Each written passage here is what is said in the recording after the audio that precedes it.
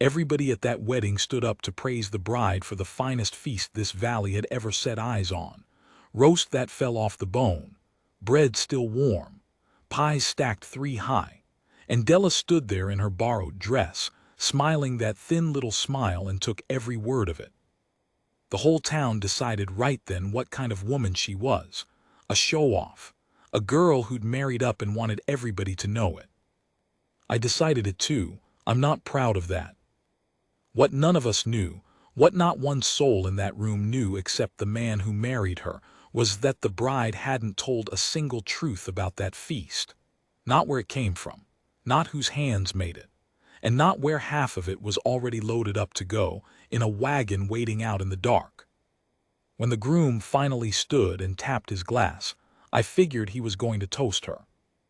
Instead, he looked at her like a man about to either break her or save her, and he said, "There's something my wife's been hiding, and I'm done letting her carry it alone. Stay with me." Because what he said next turned that whole room on its head, and it changed how I'll think about that quiet, scarred-up girl for the rest of my days.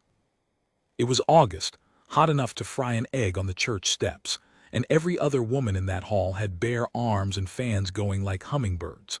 But Della Marsh, I suppose I should have started calling her by then, kept those thin cotton gloves on through the whole supper, even when she cut the cake, even when old Eli Marsh kissed her knuckles and called her daughter for the first time, and half the women teared up at it. I count things when I don't know what to do with myself. Always have. Fence posts, cattle, the buttons on a man's coat in church. It's a fool habit, and my late wife used to swat my hand for the tapping. That night I counted the dishes laid out on the long plank tables, because I didn't have anything else to do with my eyes that felt honest. 11 kinds of meat. I am not exaggerating, 11. There was roast beef, and there was a whole hog, and there was venison somebody must have ridden 2 days for. There were chickens, and there were quail no bigger than a thumb, each one wrapped in bacon and glistening. There was bread in brown loaves and bread in white twists and biscuits piled in baskets, and there was a soup the color of sundown that I had 3 bowls of and would have fought a man for the 4th. And the pies. Lord, the pies. Apple and dried peach, and a dark one with molasses that stuck your teeth together in the best way a thing can. For a wedding out here in this valley, in a year when half the homesteads had lost stock to the hard winter, and the rest were watching the sky for rain that wouldn't come, it was a feast out of a storybook. It didn't belong to us. That's the only way I know to say it. It was too much. It was the kind of table you'd see in a painting of some place that wasn't dusty and broke and tired the way we all were. And everybody wanted to know how she'd done it. "Della," says Mrs. Prout, who runs the dry goods counter and runs her mouth twice as much, "you must give me the secret of that soup. I have lived 61 years and I have never." And Della smiled that thin smile and said, soft, "It's just a thing I learned." "From your mother?" "From, yes," a pause you could have parked a wagon in, "from a long time ago." I watched her hand find the edge of the table, watched her steady herself on it like the question had a weight to it. And then Caleb's arm came around her waist and she leaned into him, and the moment passed, and Mrs. Prout moved off satisfied, already telling the next woman that the bride had got that recipe from her dear departed mother, which Della had not said. That's how it goes in a small place. People take the half of a thing you give them and build the whole rest of it themselves, and then they're certain. By the end of that night the story had grown 100 legs. The bride had ordered it all from the city, came one version. Spent Caleb's money like water to make a show, came another. Putting on airs. That was the phrase that stuck. I heard it 3 times before the dancing even started. She's putting on airs, that one. Wants us all to see how fine she is now. I'll be honest, because there's no use telling this if I'm going to lie in it. I half believed it. I'd known Caleb Marsh since he was a boy too small to throw a rope. Worked his daddy's land going on 20 years, foreman the last 8. I had a stake in that boy turning out right. And a girl nobody knew. A girl who'd come to this valley 2 years back to cook in Hetty's boarding house for the railroad crews. A hired girl. A girl with no people and no land, and a name that didn't mean anything to anybody. That girl marrying into the best ranch in the county, and then throwing the kind of feast that says, look at me. Look how far I've come.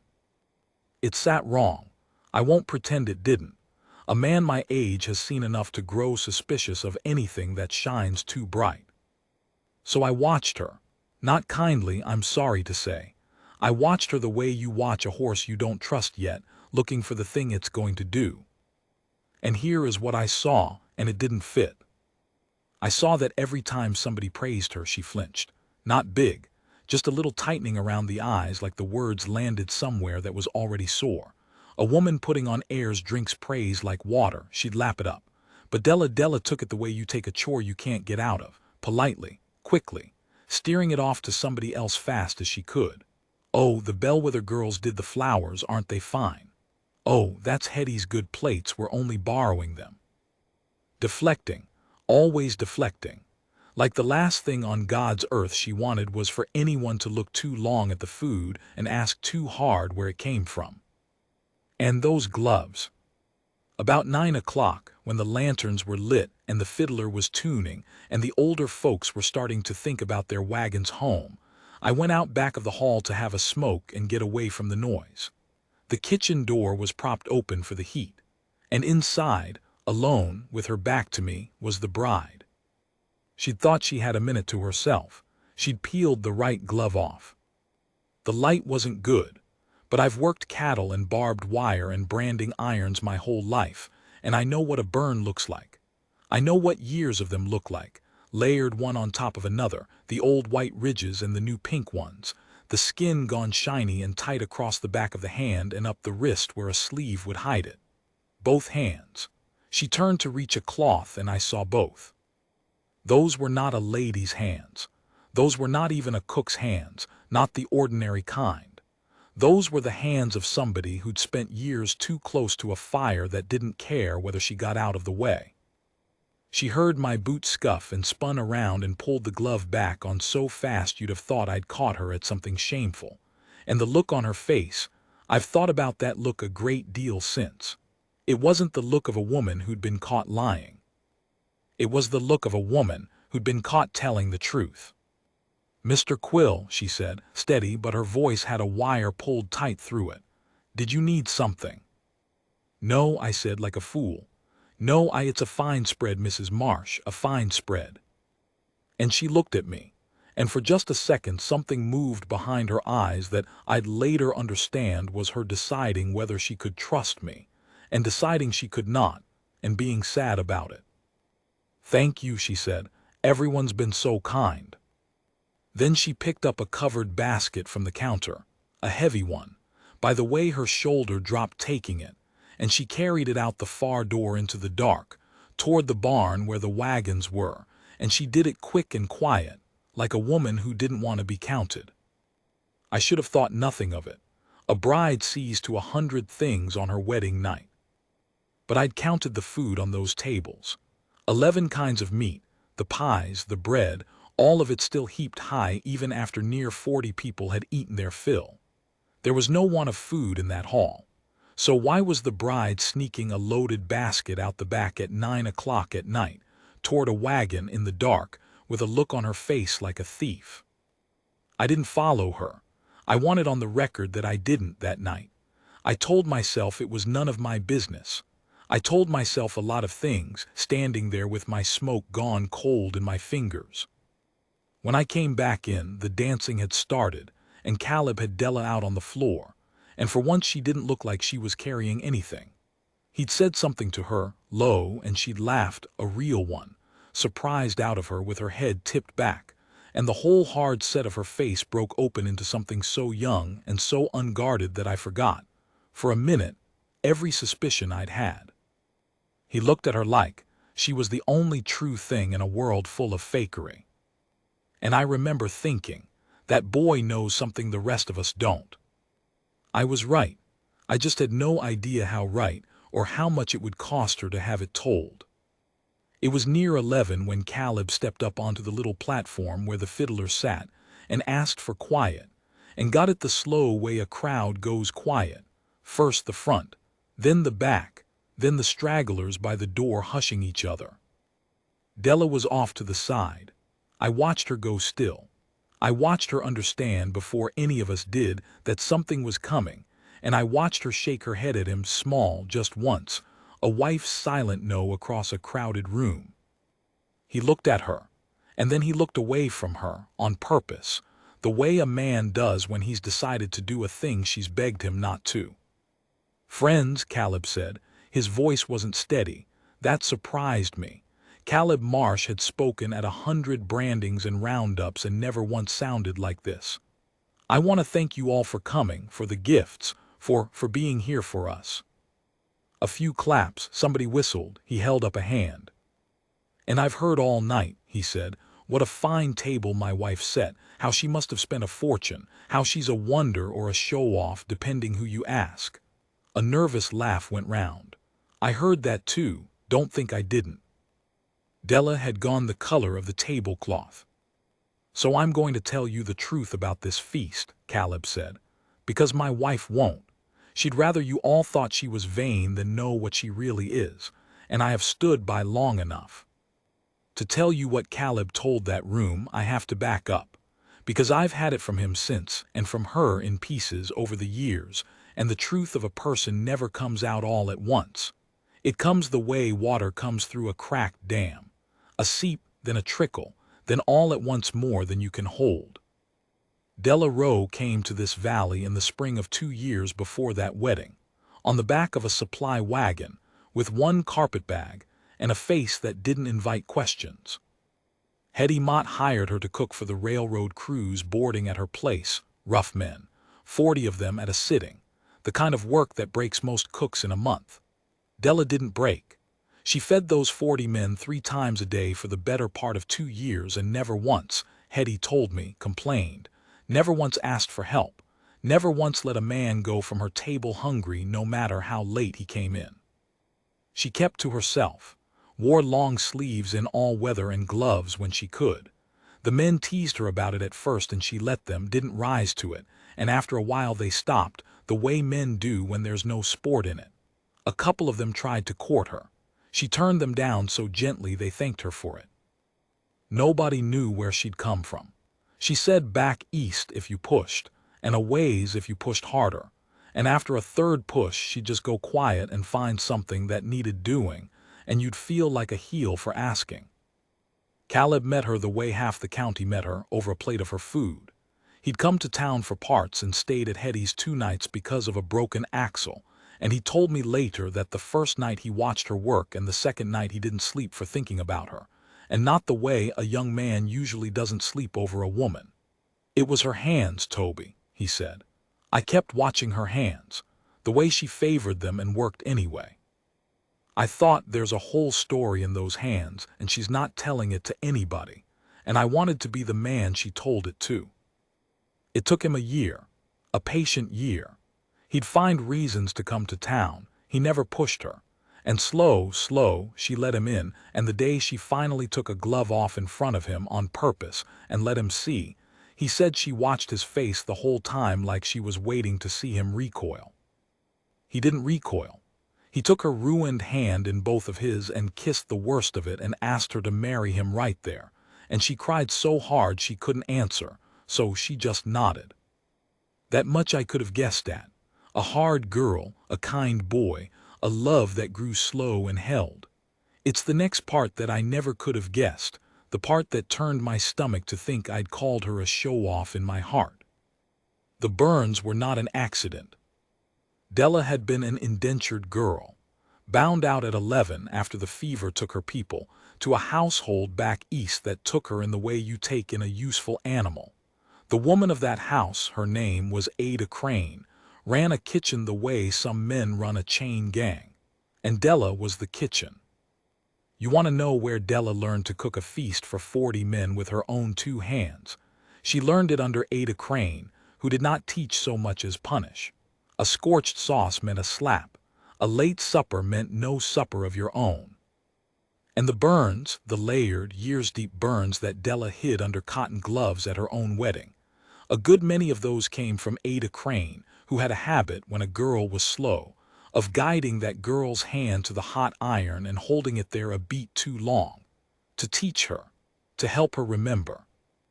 Della remembered. She got free of that house at 17, when the old man Crane died and the money went with him and the household scattered, and she went west the way the unwanted go west, to be where nobody knows what was done to you. And she built a life on the one thing that house had given her along with the scars. She could cook like the very angels, fast and beautiful and without measuring, because she'd had to, because there'd been a price for getting it wrong that she'd paid in skin. Now, here is the part I learned by following her in the end. Because I did follow her the night after that one, the night before the wedding, when I saw the kitchen lamp burning at Hetty's at 3 in the morning and the smell of roasting meat rolling out across the dark yard. She'd been cooking for 3 days, not just the wedding feast, double of everything. And in the small hours she was loading a wagon, quiet, alone, by lamplight, with crocks and covered baskets and wrapped loaves, all the spillover of that enormous labor.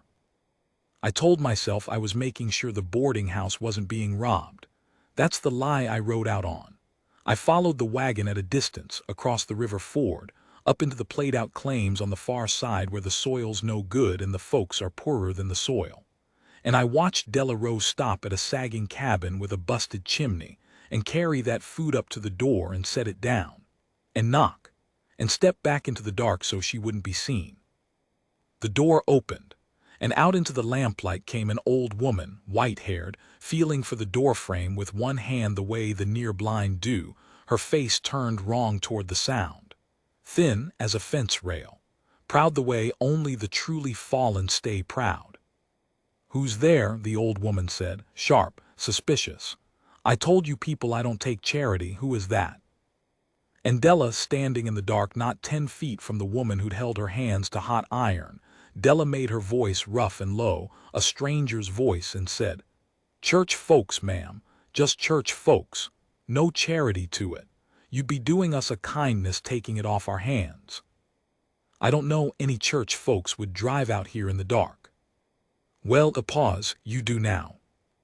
The old woman stood there a long moment, her ruined eyes searching the dark she couldn't see into, and something in her face cracked, just slightly, the pride giving way to a hunger she couldn't hide. "There's bread," she said, and her voice had gone small. "I can smell the bread." "There's bread, ma'am, still warm." "All right," said Ada Crane. "All right then. Tell your church and she stopped, and her chin worked and she couldn't finish it. "Tell them thank you," she got out finally, and it cost her something to say. You could hear that it did. "I'll tell them," Della said. And she got back in that wagon and drove away. And she did not cry until she was across the ford. And then she cried the way you cry when there's no one to see, silent, shoulders heaving, the reins loose in her scarred hands while the horse found its own way home. I sat my horse in the dark, and I did not breathe. I'd come out there sure I was going to catch a girl in a shameful thing. And what I'd caught was a woman driving food across a river in the middle of her own wedding week, to feed the very person who'd marked her for life, feeding her in secret, in a stranger's voice. So the old woman's pride wouldn't be broke, and so the old woman would never know that the hands setting warm bread on her doorstep were the same hands she'd held to the fire. I have turned that over and over since. I have asked myself what I'd have done in Della's place if I'd had the chance to let Ada Crane starve in the dark and call it justice. And I'm not a good enough man to tell you for certain I'd have driven that wagon. I'd like to think I would. I doubt I would. I rode home sick with myself. The next morning I found Caleb in the barn before the wedding, and I told him what I'd seen, because I didn't know what else to do with it. I thought I was telling him something he didn't know. I thought, God help me, I might be saving him from a wife with a secret. He listened to the whole thing, and when I was done he didn't look surprised. He looked like a man whose heart was breaking with how much he loved somebody. "I know," he said. "Toby, I've known since the spring. I drove her out there myself twice when her hands were too bad to hold the reins." He scrubbed a hand down his face. "She made me swear never to tell. She doesn't want anybody to know about the woman, and she doesn't want anybody to know." He stopped. "Know what?" I said. "That she's the one feeding half this valley," he said. "It's not just the Crane woman, Toby. It's the Pikes since their barn burned. It's the widow Hollies. It's 3 families on the far claims I don't even know the names of, all winter, out of her own wages, on her own time, in the dark, so nobody'd feel like a beggar." He looked at me and his eyes were wet and furious all at once. "And the whole town thinks she ordered a feast from the city to show off, putting on airs." He laughed, an awful sound. "She lets them think it. She'd rather be called vain than have one of those families look up at the wedding and feel like charity.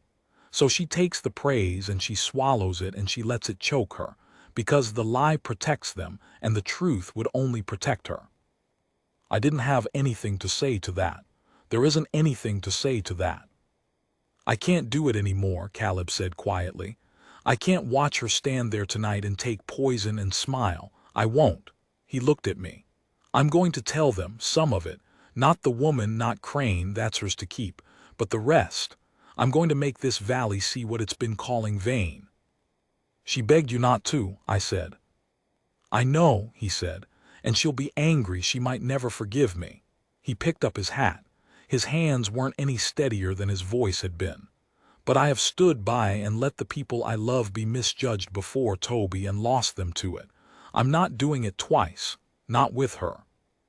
So that's what he carried up onto that little platform, with the fiddler quiet behind him and 40 faces turned up at him, and his bride going white at the edge of the room, shaking her head, mouthing, "No, Caleb, no."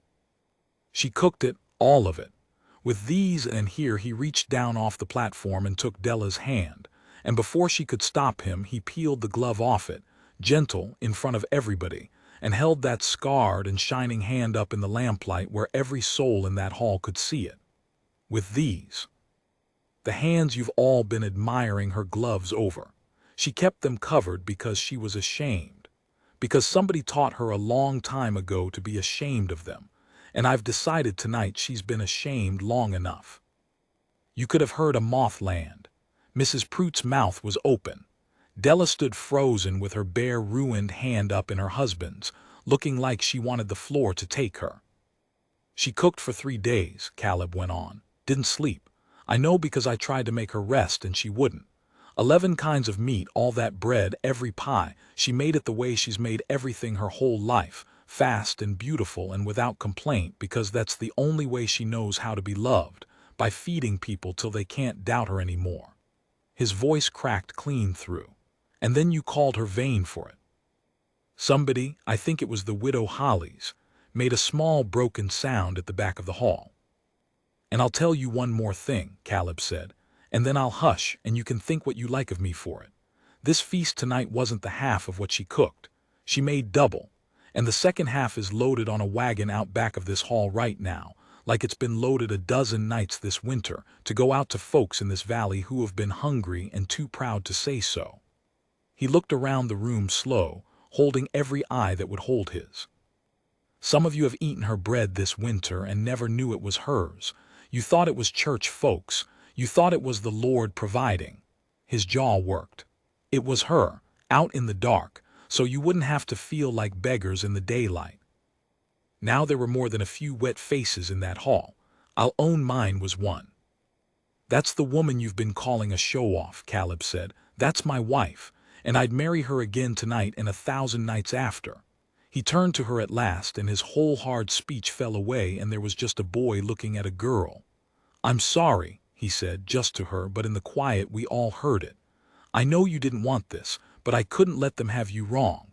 I couldn't." For a moment Della didn't move at all. And then she pulled her hand out of his, and I thought, oh no, he's done it. He's broke it. And she brought both her bare, ruined hands up to her own face and stood there shaking, and the whole room held its breath waiting to see if she'd run. She didn't run. She turned around. She faced all of us, with her gloves off and her secret out and her face wet, and she looked like a woman standing in a wind with nothing left to hide behind. And the strangest thing happened to her expression. 40 people had just learned the worst-kept and best-kept things about her at once, and instead of the floor swallowing her, she seemed lighter.